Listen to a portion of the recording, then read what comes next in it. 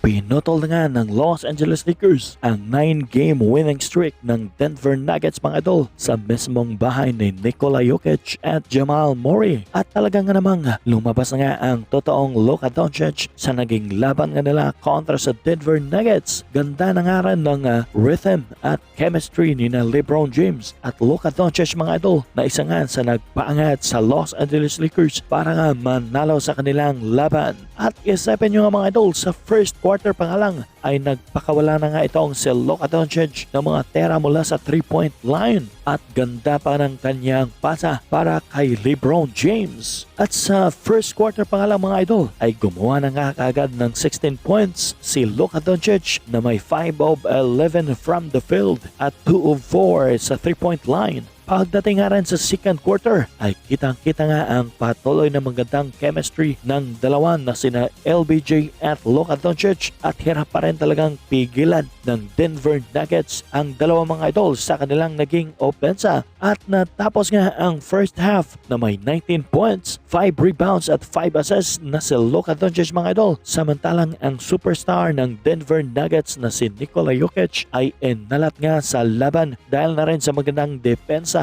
ni Jared Vanderbilt at Dorian Finney-Smith na gumawa nga lang ng 7 points, 6 rebounds at 4 assists sa Jokic. Pagdating nga sa second half, particular na nga sa third quarter mga idol, ay pilit nga humabol ng Denver Nuggets at nadikitan nga nila ang score. At kumana pa nga si Jamal Murray ng isang 3-point shot at isang magandang pasan ni Nikola Jokic para kay Gordon. Pero hirap pa rin talaga ang Denver Nuggets na pigilan ang Lakers team sa kanilang opensa na halos lahat nga ng starting lineups ng Lakers ay gumawa nga ng may double-digit points. Natapos nga ang laban sa score na 123-100 mga idol at pinangunahan nga ni Luka Doncic ang Lakers na may double-double 32 points, 10 rebounds at 7 assists samantalang si LBJ na may 25 points, 9 rebounds at 5 assists. Samantala sa Denver Nuggets naman mga idol ay inalat nga sina Nikola Jokic na may triple-double 12 points, 13 rebounds at 10 assists at si Jamal Murray na may 19 points, 3 rebounds at 6 assists. Samantala after nga pinangunahan ni Luka Doncic ang Los Angeles Lakers sa kanilang pagkapanalo kontra sa Denver Nuggets mga idol ay may sinabi nga siya sa kanyang naging post-game interview. Ayon pa nga sa kanya mga idol ay mukhang bumabalik ng araw ang kaniyang confidence sa paglalaro after sa huling 4 na laban niya as a Lakers. At aasahan pa nga raw mga idol na magiging better pa nga raw ang kaniyang paglalaro sa mga paparating na laban. At